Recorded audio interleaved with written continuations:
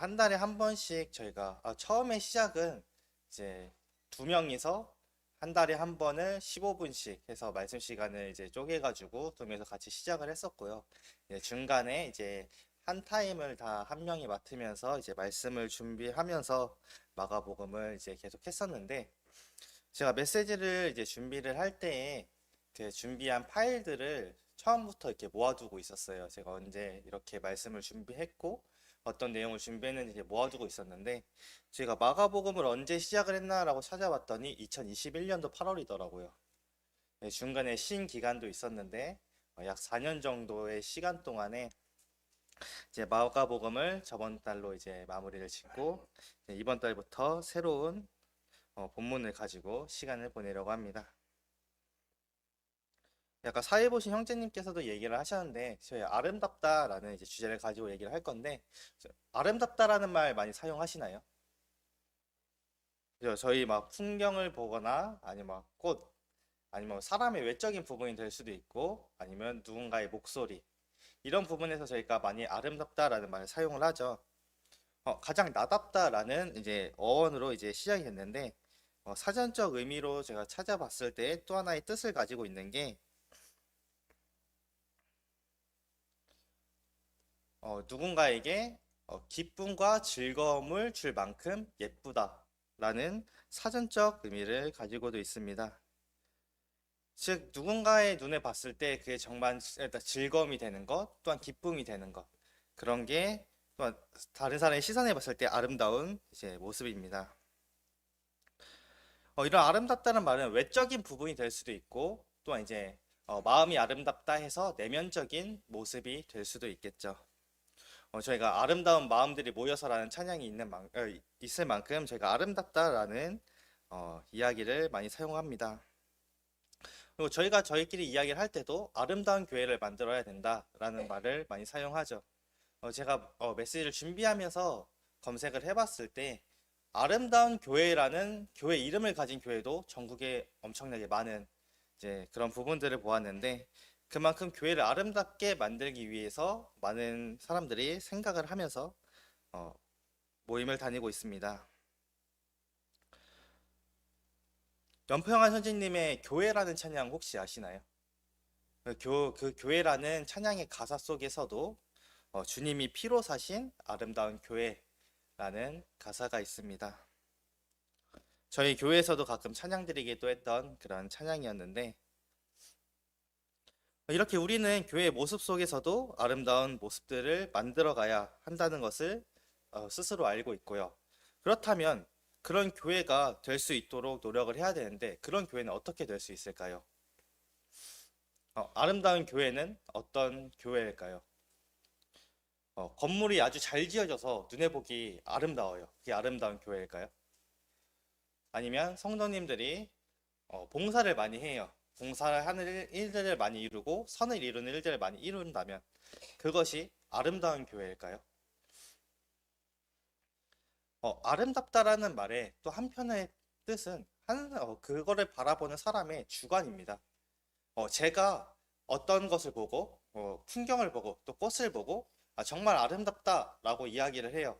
근데 이것은 보편적으로 아름답다가 안 될 수가 있어요. 누군가의 시선으로 봤을 때 그게 아름다운 모습이 아닐 수도 있습니다. 제가 어떤 사람의 마음을 보고 정말 아름다운 마음이다. 이 마음은 내가 봤을 때 아름다운 마음이다. 라고 하는데 누군가에 봤을 땐 다른 시선으로 보일 수도 있는 것. 그렇게 누가 이 모습을 봤을 때 아름답다 라고 이야기하는 것이 중요한 부분이죠.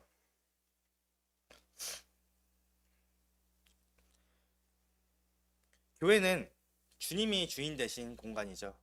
제가 이 모임 속에서 열심히 일을 하고 섬기며 살아가고 찬양을 드리고 저희들과 함께 유익을 나누는 그런 시간을 보낸다고 하더라도 저희가 찬양 드리는 것 또한 하나님을 기쁘시게 하기 위한 제가 말씀을 드리는 것 또한 듣는 것 또한 제가 하나님의 안에서 바른 삶을 살고 하나님의 말씀을 지키기 위한 그것 또한 하나님의 기쁨이 되기 위한 그런 시간들이죠. 저희의 모든 것은 다 중간 대신 하나님을 위한 것입니다. 즉 사람들의 시선, 저희들의 시선, 누군가 이 세상 사람들이 우리를 바라보는 것, 그것이 아름답다? 아니면 저희들의 모습을 저희가 스스로 보면서 우리는 아름답다 라고 이야기하는 것이 중요한 게 아니라 하나님이 보시기에 아름다운 교회, 우리의 주인 대신 우리를 바라보시는 하나님이 보시기에 아름다운 교회죠. 즉 하나님께서 기쁨과 즐거움을 받을 수 있는 그런 교회의 모습이 되어야 합니다. 그렇다면 하나님이 보시기에 아름다운 교회는 어떠한 모습일까요?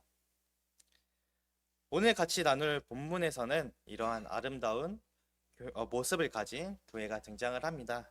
오늘 같이 나눌 본문 말씀인 데살로니가전서 1장부터 저희 함께 읽는 시간 가지도록 하겠습니다. 데살로니가전서 1장 1절부터 10절까지입니다.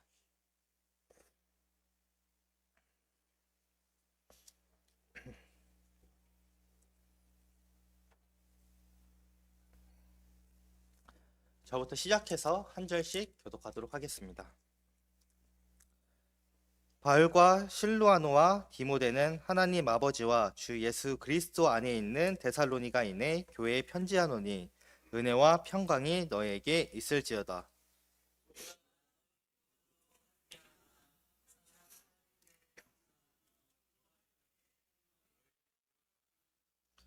너희의 믿음의 역사와 사랑의 수고와 우리 주 예수 그리스도에 대한 소망의 인내를 우리 하나님 아버지 앞에서 끊임없이 기억함이니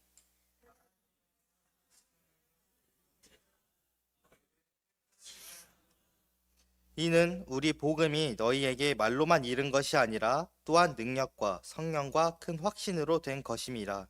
우리가 너희 가운데서 너희를 위하여 어떤 사람이 된 것은 너희가 아는 바와 같으니라.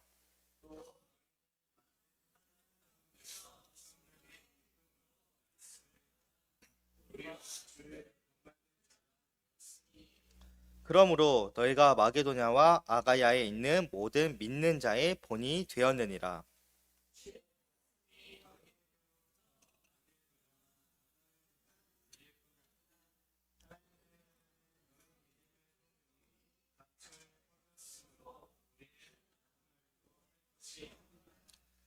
그들이 우리에 대하여 스스로 말하기를 우리가 어떻게 너희 가운데에 들어갔는지와 너희가 어떻게 우상을 버리고 하나님께로 돌아와서 살아계시고 참되신 하나님을 섬기는지와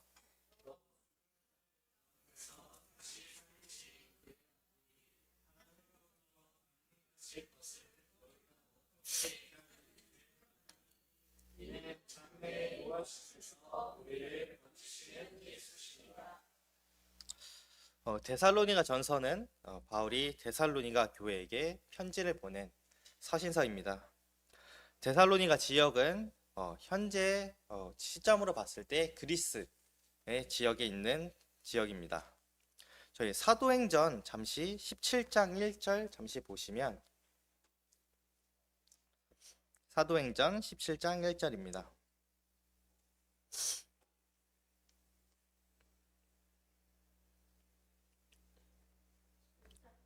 (17장 1절입니다)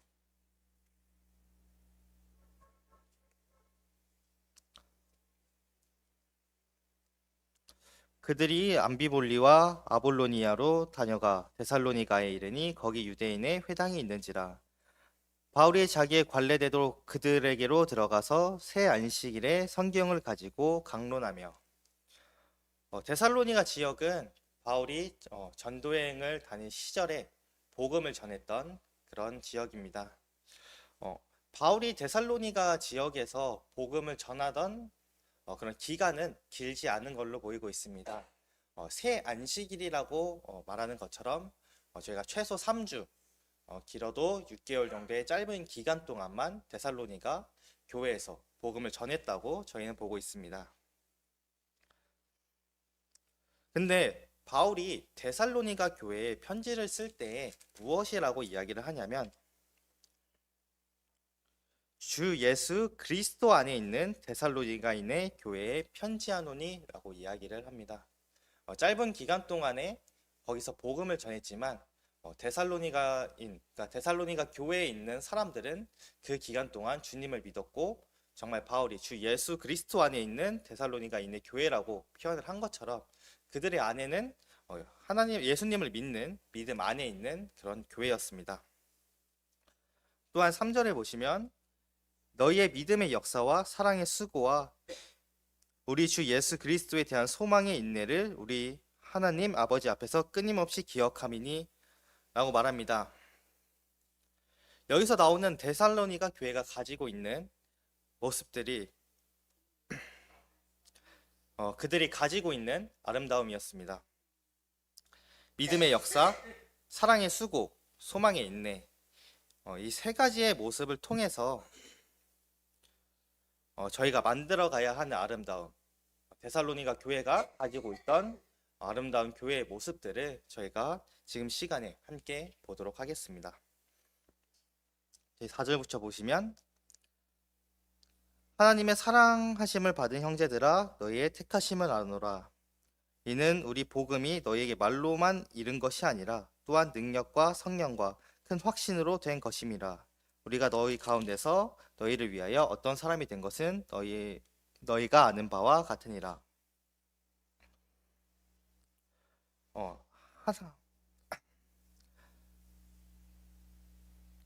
여기서 복음이 말로만 너희에게 이른 것이 아니라고 말씀을 하시죠. 그리고 그것은 오직 능력과 성령과 큰 확신으로 된 것이나 라고 얘기를 합니다. 복음은 그냥 말로만 이루어진 것이 아닙니다. 내가 말을 잘했기 때문에 아니면 내가 설명을 잘했기 때문에 그렇게 이루어지는 것이 아닌 성령 하나님께서 우리 가운데 역사하시고 큰 능력이 드러나게 되고 우리에게 완전한 확신을 통해서 이루어지는 것이 복음인 것이죠. 제가 캠프를 다니면서 많은 학생들과 복음 상담을 하는 시간들을 가지게 돼요. 그 중에 가장 많이 했던 것이 이제 빌라델피아 캠프에 갔을 때 제가 맡은 학생뿐만이 아니라 그냥 저희 반에 있는 아이들과 따로 시간을 내서 교제를 했는데 그때 당시에 제가 구원을 받았습니다라고 시인한 학생이 3명이었어요. 그 캠프 기간 동안에 저와 교제를 나누면서 이것이 제가 말을 잘했기 때문에 아니면 제가 말씀을 잘 전했기 때문에 이루어진 것은 아닙니다. 그 자리에 성령님이 함께 하셨고요. 시간이 지나서 그 캠프에 갔을 때 그 아이들이 계속해서 나는 주님을 믿고 있다는 것을 고백을 하는 모습을 봤습니다. 이것은 주님께서 그때 그저 저를 사용하셨고요. 성령님께서 그 자리에 함께 하셨기 때문에 그 아이들에게 복음이 전해진 것이죠. 복음을 그냥 이해하고 넘어간다 하면은 거기서는 성령의 역사가 이루어지지 않습니다. 순간적인 감정, 마음의 기쁨이나 이런 것들도 있겠지만 시간이 지나게 되면은 그냥 복음을 이해한 것만으로는 점점 사그라들게 되는 것이죠. 우리 안에서 일어나는 성령의 역사에 대한 부분은 성령 하나님께서 끊임없이 우리의 내면 가운데서 얘기하시고 우리의 내면을 바꾸시는 역사를 이루어가기 때문에 주님을 믿은 사람들은 이 복음이 실질적인 성령의 역사로 이루어지고 거기에 대한 결과들 이런 것들이 우리 안에서 나타나게 됩니다. 이것이 성령의 역사인 것이죠. 그래서 바울은 데살로니가 교회에게 또 너희는 많은 환난 가운데서 성령의 기쁨의 도를 받아 우리와 주를 본받는 자가 되었다고 얘기를 합니다. 저희 아까 잠시 봤었던 사도행전 17장 잠시 다시 보시면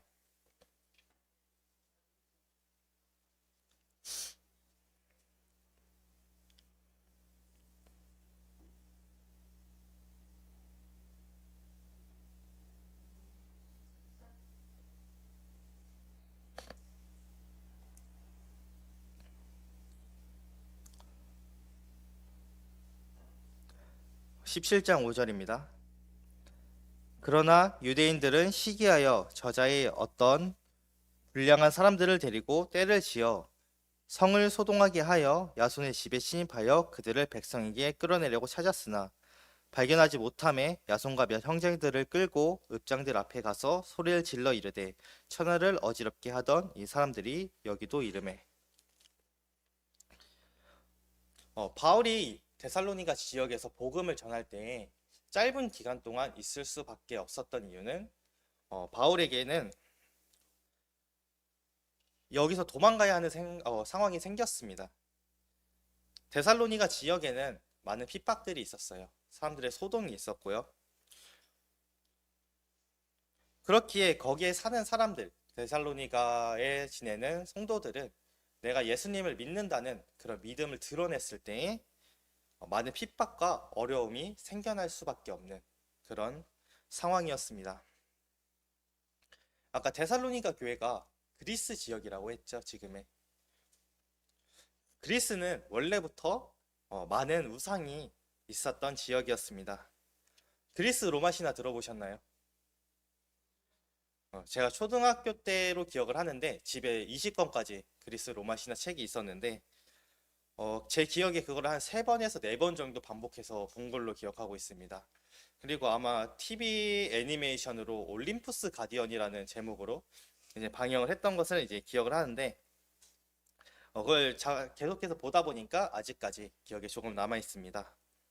정확한 게 18권까지 그림 작가가 똑같았는데 20권까지 있는데 19권, 20권이 그림 작가가 바뀌었어요. 그래가지고 갑자기 19권에 흥미가 떨어지는 그런 경험을 했었는데 거기에 나오는 그리스 로마 신화를 보면은 굉장히 많은 신들이 나옵니다. 거기에는 뭐 12주신이라고 해서 가장 능력이 좋고 힘이 좋은 12명의 신, 그리고 뭐 그 신들을 낳은 어머니, 그리고 그 어머니가 낳은 자손 중에는 뭐 거인들도 있고 뭐 팔이 100개인 거인, 막 이런 거인들도 있고요. 뭐 더 나아가서 신과 아이가 낳은 아이, 그리고 신들이 낳은 신들의 자손인 신, 뭐 큐피트나 이런 작은 신들, 이런 신들이 정말 수많은 신들이 나옵니다. 근데 그렇게 많은 신들이 있었다는 것은 정말 많은 우상을 섬겼다는 이야기겠죠. 그리스 지역은 이런 우상들이 너무나도 많은 지역이었습니다. 그리스에 가면은 뭐 유명한 거 뭐 아테네 신전 이런 거 있죠. 많은 신전이나 지금도 막 거기서 나오는 유물들을 보면은 사람들이 신을 많이 섬겼다라는 것을 저희가 볼 수가 있습니다. 그렇게 데살로니가 지역의 사람들은 자신들이 예수님을 믿는다는 그런 믿음을 드러냈을 때에는 어려움이 생길 수밖에 없는 그런 상황들이었어요. 그러나 그들은 살아가는 삶에 있었던 환경의 문제죠. 제가 살아가는 환경의 문제들, 그런 것과 상관없이 성령 하나님께서 그 가운데서 일하시는 역사에 대한 부분들을 귀하게 나타내는 모습을 가져갔습니다. 그래서 바울은 이러한 모습을 만들어가는 데살로니가 교회를 보면서 무엇이라고 하냐면 저희 7절 보시면은 본문 7절 말씀 다시 보시면 그러므로 너희가 마게도냐와 아가야에 있는 모든 믿는 자의 본이 되었느니라 라고 말씀하시죠. 그들의 모습은 그 지역에 국한된 게 아니라 그 모습이 믿음의 모습이 주변에 펴져 나갈 만큼 아름다운 모습을 가지고 있었다는 것을 이 말씀을 통해서 저희가 볼 수 있습니다. 8절부터 다시 보시면 주의 말씀이 너희에게로부터 마게도냐와 아가야에만 들릴 뿐만 아니라 하나님을 향하는 너희의 믿음의 소문이 각처에 퍼졌으므로 우리는 아무 말도 할 것이 없노라. 그들의 믿음의 소문은 온 땅에 퍼져나가는 역사를 나타냈습니다. 그들이 이러한 믿음을 드러낼 수 있던 삶을 살아갈 수 있었던 것은 성령님의 역사가 그들 가운데 있었기 때문입니다. 우상을 섬기던 삶에서 우상을 버리는 것은 아까 말씀드린 것처럼 그런 많은 신들을 섬기던 환경이었죠. 거기서 그것들 다 버리고 새로운 주님을 섬긴다는 것은 그들의 삶에 있어서 정말 쉽지 않은 부분들을 가지고 있습니다. 그런데 그들은 모든 우상을 버렸고요. 예수 그리스도를 붙잡고 하나님을 붙잡는 그러한 삶을 살아가는 모습을 보여줬습니다. 저희가 가지고 있는 무언가, 저희가 세상을 살아가는 무언가를 버리는 것조차 저희가 쉽지 않죠. 저희의 삶에 녹아들어 있던 저희가 당연하게 생각했던 것들이 잘못됐다고 했을 때 그것을 받아들인다는 것은 쉽지 않은 부분에 있습니다. 근데 그들에게는 원래 우상이 당연한 삶이었어요. 우상을 섬기는 것, 다른 신들을 섬기는 당연한 삶이었겠지만 이들에게 복음이 들어갔을 때 그들이 그것을 다 버리고 예수님을 믿는다는 것. 그들에게는 정말 어려운 부분이었는데 그것을 보여준 것이 데살로니가 교회입니다.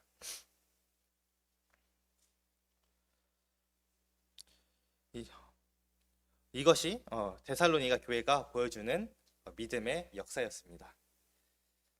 또한 다음 세상이 이야기하는 사랑은 저희가 사랑을 이야기할 때는 어떤 부분을 많이 이야기하죠?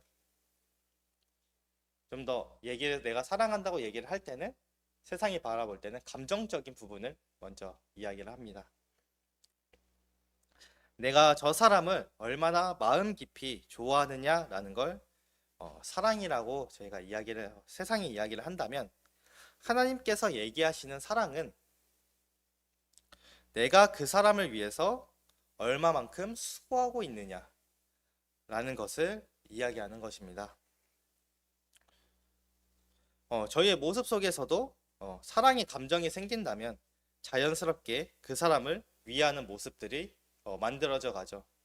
저희는 사랑을 감정이라고 생각하고 이야기를 하고 시간 지나다 보면은 그 감정이 커져가지고 이 사람을 더욱더 좋아하게 된다라고 하지만 그 속에는 무엇이 있냐면요. 자식을 위한 사랑 아니면 뭐 연인을 위한 사랑 이런 것 여러 가지 사랑이 있겠죠. 근데 그 사랑이 커지면 커질수록 그 사람이 좋아하는 것을 해주기 위해서 헌신하는 모습이 되어가고 있죠. 자녀가 있으신 성도님들은 공감하시겠지만 자녀를 사랑하기 때문에 내가 모든 것을 해줄 수 있다라고 하시죠. 당연히 자녀에게 도움이 되는 모든 것들은 도움을 주고 싶으실 겁니다. 그것이 자녀를 사랑하는 헌신의 모습이죠. 또한 뭐 연인이 있는 사람들은 연인에게 또한 부부 관계이신 분은 이제 부부 관계를 통해서 사랑을 주실 때 원하는 것을 들어주고 싶은 이 사람을 기쁘게 해주고 싶은 그런 것을 위해서 더 많은 것을 해주려고 하죠. 세상 사람들은 이 사랑이 감정이라고 얘기를 하지만 그 사람도 지내다 보면은 자연스럽게 수고를 하는 헌신을 하는 모습들도 생겨나곤 하죠. 내가 힘들지만 보고 싶어서 찾아간다. 아니면은 그 사람을 기쁘게 하기 위해서 뭐 준비하는 것들 아니면 비용을 내서 데이트를 하는 것들 이런 많은 부분들에서 사랑하기 때문에 이제 수고를 하게 되죠. 사랑이라는 것은 감정에서 더 나아가 수고가 동반하는 것 그것이 사랑의 수고입니다. 하나님은 사랑한다고 이야기를 했을 때 사랑의 수고를 같이 이야기를 하십니다. 그래서 누군가를 사랑한다고 얘기할 때 입술의 모습이 아니라 실질적으로 거기에 대한 행동, 수고가 드러나게 되어져 있습니다. 동일하게 하나님을 사랑한다고 말한다면 그러한 모습들이 자연스럽게 만들어져야 합니다. 하나님을 섬기고 수고하는 모습들, 예수님께서도 이 세상에 오셔서 저희를 사랑한다 얘기하시고 이 세상에 일을 하실 때, 사역을 하실 때죠. 사역을 하실 때 항상 일을 이루시며 저희에게 사랑을 주시는 그런 헌신의 수고의 모습들을 저희에게 보여주셨죠. 그러한 수고를 통해서 사랑의 모습을 잘 보여주던 그런 교회가 데살로니가 교회의 모습 중 하나였습니다. 하나님께서는요, 저희에게 먼저 사랑의 모습을 보여주셨습니다. 저희가 하나님께 드린 것이 먼저 없지만 하나님께서는 저에게 많은 것을 주시고 저희에게 수고를 해주셨고요. 그걸 통해서 사랑의 모습들을 계속해서 보여주셨죠. 저희가 사랑을 고백한다는 것은 입술로 말하는 것에 그쳐서는 안 됩니다. 실질적으로 그거를 표현하는 사랑의 수고가 동반돼야 합니다. 우상을 버리고 섬김의 일을 이루는 데살로니가 교회처럼 세상을 살아가면서 저희에게 주님보다 먼저 되는 많은 것을 조금씩 버려가는 모습들 비록 쉽지는 않겠지만 주님을 잘못된 것은 버리고 주님을 섬기는 그런 모습들을 배워가야 합니다. 저희 10절 잠시 보시면 또 죽은 자들 가운데서 다시 살리신 그의 아들이 하늘로부터 강림하실 것을 너희가 어떻게 기다리는지를 말하니 이는 장래의 노하심에서 우리를 건지시는 예수시니라.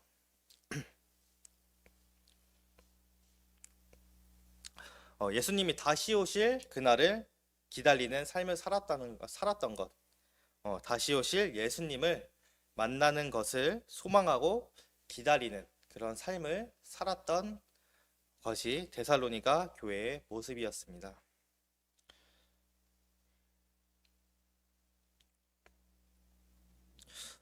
예수 그리스도 그분이 다시 오심에 대한 소망은 단지 바라는 것에서 주님이 다시 오셨으면 좋겠다 하고 단지 바라는 것에서 끝나는 것이 아니라 그것을 참고 기다릴 수 있는 인내, 그 인내가 우리 가운데 있어야 합니다.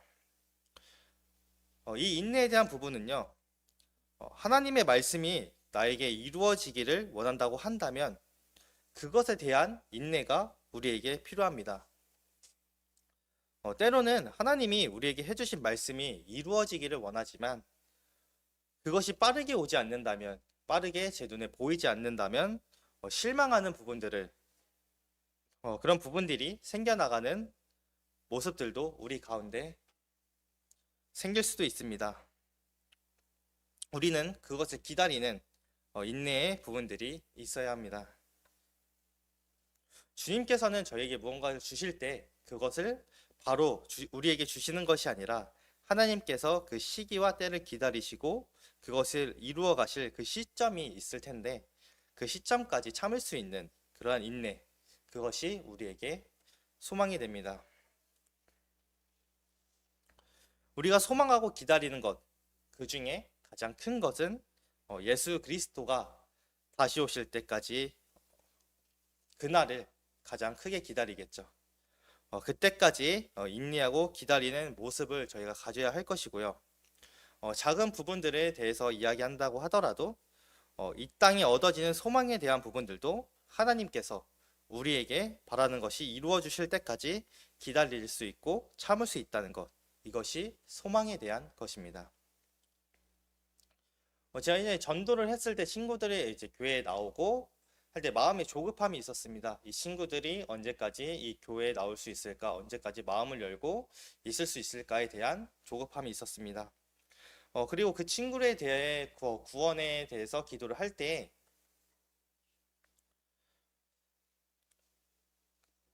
이러한 구원이 이루어지는 게 제가 노력한다고 해도 바로 이루어질 수 있는 그런 것은 아니지만 마음속에서는 그런 마음이 생기는 거죠. 이 시점이 빨리 왔으면 좋겠다는 마음들, 왜 빨리 복음이 안 들어가지라는 조급함들이 저희 마음속에 생겨나게 됩니다. 주님께서 주시는 게 저희가 택배를 시켰어요. 돈을 지불하고 저희 집에 도착을 해야 되는 그 날짜를 저희에게 주시는 게 아니잖아요. 저희가 지불한 택배는 돈을 보내고 산 거는 저희가 거기서 도착해주는 날짜가 정해져 있고 그 날짜에 정확히 도착을 안 했을 때 저희 마음에 조급함이 생기기도 하죠. 뭐 하루 이틀 늘어나면은 그에 대한 조급함이 생기기도 하죠. 하지만 그 기간 안에 온다는 것을 저희가 알고 있습니다.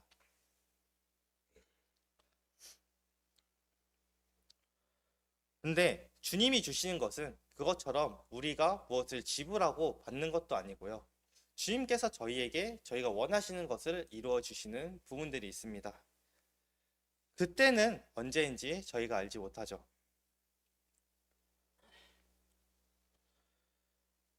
말씀을 읽으면서 돌아보는 저의 모습을 돌아보는 시간들을 가졌었는데 그런 마음이 조급한 부분들, 그런 부분들을 가지고 있었다는 것을 스스로 인지하게 됐어요. 또한 세상을 살아가면서 일어나는 많은 문제들, 제 마음속의 어려움들, 그런 부분들에 대해서 하나님께 기도를 드릴 때 해결해 주실 것을 믿고 기다리는 인내의 모습들, 그런 모습들이 저에게는 부족했었다라는 것을 돌아보는 시간들도 있었습니다. 그게 무엇이 되더라고 하더라도 하나님이 이루어지실 것을 믿고 소망하며 기다리는 인내의 모습들도 우리가 가져가야 되는 그런 모습들 중에 하나입니다. 믿음의 역사, 사랑의 수고, 소망의 인내, 이 세 가지에 대한 부분들을 잘 만들어가던 교회가 데살로니가 교회였습니다. 이러한 부분들이 잘 만들어지다 보니 마게도니아와 아가야를 넘어서의 지역까지도 그들에 대해 아름다운 모습들이 널리 퍼지는 그러한 일들이 일어난 것이죠. 우리들도 이러한 모습들을 가져가야 합니다. 세상을 살아가는 것에 있어서 믿음을 드러내는 것이 어려움이 되는 순간들도 있죠. 저도 이러한 부분들을 많이 겪었습니다. 저는 19살, 아직도 기억이 나요. 19살 8월 16일 날 첫 회사에 입사를 했습니다. 일찍 일을 시작하면서 사회 속에 빨리 뛰어들다 보니까 그 안에서 생기는 많은 어려움들, 그런 부분들을 일찍 경험하게 됐어요. 그리고 저는 이제 그리스도인으로서 이제 살아가야 한다는 것을 알고 있지만 친구를 만나는 것을 가장 좋아하던 사람이었습니다. 어릴 때부터 저를 봐왔던 성도님들은 아시겠지만 저는 그냥 사람을 좋아하던 사람이었어요. 그렇기 때문에 친구와 어울려 노는 것, 이런 부분들을 굉장히 좋아하던 사람이었는데 어느 정도였냐면 어느 날 고등학교 때였던 걸로 기억을 합니다. 일찍 들어가서 집에서 저녁을 먹었어요. 근데 아버지가 같이 밥 먹다가 갑자기 찬혁이랑 저녁도 먹네 라고 하시는 거예요. 얼마나 집에 안 들어갔으면은 놀다가 늦게 들어가고 이런 시간들을 많이 보내다 보니까 그런 이야기도 들었었는데 지금의 삶을 살아가다 보니까 지금은 밖에 자주 나가지 않습니다. 한 달에 2번, 3번 약속을 잡는 것 같아요. 친구들을 만나는 것은. 미성년자였을 때는 물론 이제 친구들과 노는 것이 많았고요. 성인이 되면서 문화가 바뀐 부분도 크긴 합니다. 성인이 되니까 많은 제약이 풀리고 너무 많은 자유가 생겨요. 죄를 짓기에 너무 좋은 환경이 만들어졌습니다. 제가 친구들과 원래 항상 놀던 거는 PC방에 가서 게임을 하고 노래방 잠깐 가고 어느 때는 당구 치러 가고 어느 때는 볼링 치러 가고 막 이러한 삶을 살았어요. 근데 성인이 되고 애들이 점점 술을 마시다 보니까 술이 없으면은 노는 게 성립이 안 돼요. 옛날에는 그냥 맹정신에 노래방 가고 볼링장 가고 당구장 가고 이게 당연했던 거라면 성인이 되는 순간에 그 모든 것을 술 마시고 가야 돼요. 이런 변화가 일어났었습니다. 물론 그 술자리에 가서 술 안 마시고 아이들과 노는 그런 시간들도 가졌었지만 결국에는 점점 멀리하게 됐습니다. 내가 하나님을 믿는 사람이 주님의 자녀가 어떻게 살아야 되냐라는 이제 고민을 하고 살아가다 보니까 그런 부분들이 점점 줄어가게 되죠. 내 믿음을 따라가니까 자연스럽게 죄와 멀어질 수밖에 없는 자연스러운 모습을 만들어질 수밖에 없다는 것을 체감을 했고요. 저의 믿음을 드러냈을 때 저의 삶이 많이 달라지는 부분들, 그런 부분들도 생겨났습니다. 뭐 살짝 껄끄러운 얘기가 될 수 있는 사람들이 있어요. 막 교회에 대해 반감이 있는 사람들이 있고 내가 교회를 믿는다라고 했을 때 좀 불편한 이야기를 하는 분들도 많습니다. 그렇기 때문에 때로는 제가 20살 초반 때는 어떤 사람들한테는 교회를 다닌다고 당당하게 고백을 하지만 어떤 사람들한테는 굳이 얘기를 안 하는 경우도 있었어요. 하지만 지금은 어딜 가도 저는 교회를 다니는 것 때문에 교회가 우선입니다 라는 것을 먼저 얘기를 합니다. 제가 직장에 이제 계약직 포함해서 6개월이 조금 넘었습니다. 근데 이 직장이 야근이 조금 많은 편이에요. 이번 주도 제가 주 5일 다 야근을 하고 왔었는데 제가 그렇게 그리스도인이다 보니까 내가 맡은 일에 최선을 다하는 모습도 필요하다라는 것을 스스로 생각을 하고 살아가고 있습니다. 네, 그렇기 때문에 야근을 항상 빼지 않고 최대한 열심히 하려고 노력을 하고 하다가 주변 분들이 너무 무리하지 말고 하루씩은 쉬어라 라고 해서 하루를 쉬었어요. 근데 그날 이제 제가 퇴근을 하고 나서 저랑 친한 분한테 이제 팀장님이 가가지고 찬혁이 무슨 일 있어? 교회에 일 있나? 라고 하시는 거예요. 그 말을 들었을 때 저는 이제 쉬라고 해서 쉬었는데 팀장님이 보시는 시선에서는 내가 여기서의 최선을 다해서 일하고 그것이 아닐 여기서의 일을 놓고 갔을 때는 교회를 위해서 가는 사람으로 보이는구나 라는 것이 느껴졌습니다. 또한 그 팀장님이 주변 사람들에게 뭐 종교에 대한 이야기가 들어왔을 때 저한테 와서 물어봤어요. 이게 정확한 것이냐고. 그러면서 자기 눈에 봤을 때 이것을 정확하게 얘기해 줄 수 있는 사람이 너밖에 없는 것 같다라고 이야기를 하시는 것을 보고 내가 믿음을 드러내는 삶을 살았을 때 나를 보는 시선들이 나를 봤을 때 저 사람은 정말 믿는 사람이구나 라는 것을 보여주고 있다는 것에 큰 감동을 받았습니다. 저희가 믿음을 드러낸다는 것, 저희의 믿음이 정말 저 사람이 믿는 사람이다 라고 보여진다는 것은 저희가 어필한다고 해서 할 수 있는 부분들이 아니라고 생각을 합니다. 누군가 저를 봤을 때, 저의 믿음의 삶을 봤을 때, 저 사람은 믿는 사람이구나 라고 보여지는 것. 데살로니가 교회 사람들도 그랬겠죠. 그 사람들의 믿음을 나 믿어요 라고 널리 퍼뜨리고 다니는 삶이 아니라 그들은 믿음의 삶을 살아가고 있었어요. 하는 예수 그리스도를 그대로 받고 믿음의 삶을 살아가고 있었을 때 많은 사람들이 봤을 때 저 사람들은 정말 믿음의 일을 이루고 있다 라는 것이 보였기 때문에 그 믿음의 역사가 점점 널리 퍼져나가게 된 것입니다. 나의 믿음을 숨기지 않고 드러내는 삶, 예수님을 따라가는 삶을 저희가 살아가게 된다면 그런 아름다운 믿음의 역사가 이루어질 것입니다. 또한 섬김의 역사를 통해서 사랑을 표현하는 것, 정말 하나님을 사랑하는 그런 것들을 표현하는 삶, 우리에게 구원해 주신 예수 그리스도를 기다리며 그날이 오길 소망하는 인내의 모습들, 이러한 모습들을 우리들의 가져가게 된다면 더욱더 아름답게 만들어갈 것입니다.